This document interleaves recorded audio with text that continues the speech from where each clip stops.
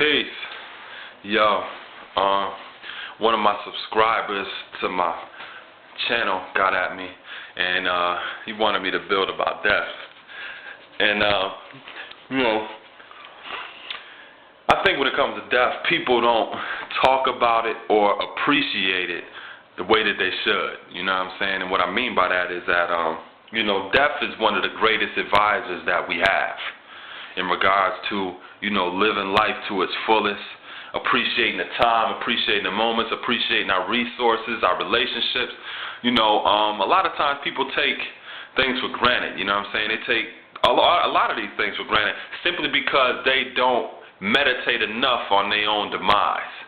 You know what I'm saying? And true indeed, our supreme beingness, we have no set birth record, you know what I mean? Meaning that we have always been here in essence. The physical form is limited though. It's finite. And, in looking at things that way, death is one of our greatest advisors, you know what I mean? Like, just imagine if you only had 24 hours to live and shit. You know what I'm saying? If you was making a fucking peanut butter and jelly sandwich, you would do your best. You know what I'm saying? If you was washing dishes, you wouldn't bullshit with it. You would appreciate every moment. You know what I'm saying? And it's like death being symbolic to a set birth record or a sense of finality. A lot of times people need to confront a sense of finality in order for them to do what is necessary in a situation. You know what I'm saying? Think about, like, if you ever been in a companionship or something like that, and, somebody you dealing with taking you for granted and all this other shit, and you may have to leave that motherfucker and show them, that this shit is final, for them to really take into consideration, what's going on, for them to really see that they need to appreciate you for who and what you are. You acknowledge me? And it's like, I'm sure a lot of y'all can relate with that, and it's like, it is only the death of that relationship is what lights a fire up under their motherfucking ass for them to get the fuck up and do what is necessary, if they do. You know what I'm saying? And it's like, death has that effect. It has that ability to make us take seriously the things that we need to start looking at. And it's like, it puts you in a state of recapitulation. And recapitulation is basically like reviewing your old Quran, you know what I'm saying, or going through old surahs and stuff like that. And it's like anybody who's dealt with death or person going back to the essence of something like that were close to them or in a family, you meditate on that person. You think about the attributes that they had, the experiences that you went through. You go back through that Quran. And you appreciate those moments that you spent with them. And you also, if you're doing it the right fucking way, you also think about, man, if they were here, I would even appreciate them a lot more. You acknowledge me? And it's like nothing can spark you that way except for death. You know what I'm saying? Death is one of our greatest advisors about life. You know what I'm saying? And matter of fact, life's greatest confidant is death. You know what I'm saying? Confidant just means to confide in or means to be thoroughly trusted. You acknowledge me? So the secrets that we learn in life of how to live, those secrets are always shared with death, and death takes those secrets to the grave. There is no way to thoroughly trust anybody beyond that. You know what I'm saying? That's why I say that death is life's greatest confidant. You know what I'm saying? And it's like, we lived our lives as if death was stalking us.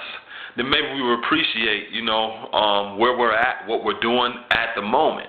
You know what I'm saying? And not taking for granted that we have another moment to be here, because we don't. You know what I'm saying? We don't have, another moment to breathe and shit like that. And I'm not saying to be sitting there compulsive about it, like, oh my God, I'm just saying to appreciate the shit. You know what I'm saying? If you have an opportunity to do something now. You know what I'm saying? Live your life as if death is stalking you, because it is. You know what I'm saying? And the beautiful thing about that is that death has a way of making your acts impeccable. You know what I'm saying? You can perform some of your most perfect acts under the stress of death. Diamonds is forged under death. You know what I'm saying? The pressure. You acknowledge me? And it's like, that's a jewel. Literally, pun intended. You know what I'm saying? But it's like, I learned a long time ago. It's like, that you know, death is nothing to be afraid of, but it's something to embrace. You know what I'm saying? And that's why if you look into a lot of different ancient indigenous traditions, you know, of our ancestors and things like that, there wasn't a fear of death. There was no disassociation with death. There was an embracing of death, because we always realized that that's one of our greatest advisors, you know. And the good thing about it too is if you get a moment,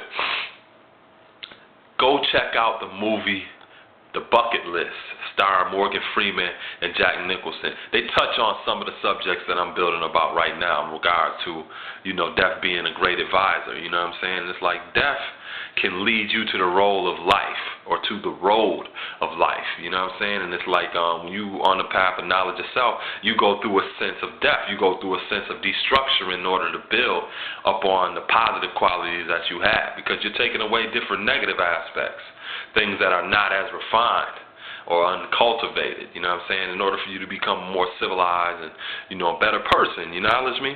And it's like you go through a sense of death, you know what I'm saying? And, you know, like I built before in another build, I talked about sensory deprivation. And that's what knowledge itself is, you know, because you are basically going so deep within yourself that you disassociate yourself from everything you see in this physical realm, because in order for you to grasp the real conceptualization of God-centeredness or your sense of supreme beingness, you have to realize that nothing in this physical reality is actually the greatest part of you. Regardless of what your social status is, regardless of what degrees you got, regardless of what fucking whip you driving, regardless of what kind of gear you got, regardless about your children, regardless about your family, regardless about your network, regardless about your bank account, fuck all of that. You are what you are beyond all of that. You were who you were before you were. You know what I'm saying? And this is, you know, maybe I'll get into a lot more depth of that in a different build, but you know, in order for a person to grasp that, they have to let go, or they have to see the finality in the things that a lot of times they so invested in. Their career, they mate, they, you know, materialistic shit, you know, whatever. You know what I'm saying? They have to conceptualize themselves with none of that.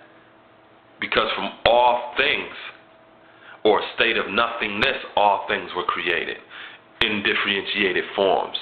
You know what I'm saying? I'll build about that another time, but what I'm just trying to say is that, you know, self-knowledge is a sense of death, because you are embracing the fact that a lot of things that you thought you were, you're not. You know what I'm saying? A lot of things that you were conditioned to think about yourself, you got to drop the shit. You got to change your diet. You got to change the way you talk. You got to change the way you interact. You changing your view of the world, and that is a sense of death. But there's nothing to be afraid of. You know what I'm saying? Because in death is life, and in life is death. You know what I'm saying? And it's like, you know, I just ended with that born degree in the 1 to 10s. You know what I'm saying? What is the said birth record of the Lost Foundation of Islam? Lost Foundation of Islam has no said birth record. It has no beginning or an ending. It's older than the sun, moon, and the stars. You know what I'm saying? But in order to go to that point where you were before time, you were before space, you got to let shit go. And that is a death a lot of times that a lot of people don't want to suffer. So, you know, the more you embrace death, the more you utilize death as an advisor, and live your life as if you will not have another day, you know what I'm saying? In a civilized way, because some motherfuckers get savage as shit. You know what I'm saying? When they think like they only got 24 hours to live, they sticking everything now. You know what I'm saying? Just trying to give, you know, whatever. I'm talking about in a civilized way. But, yeah, I'll add on about that, though. I'll add on. But definitely nothing to fear, though. It's something to embrace. Peace.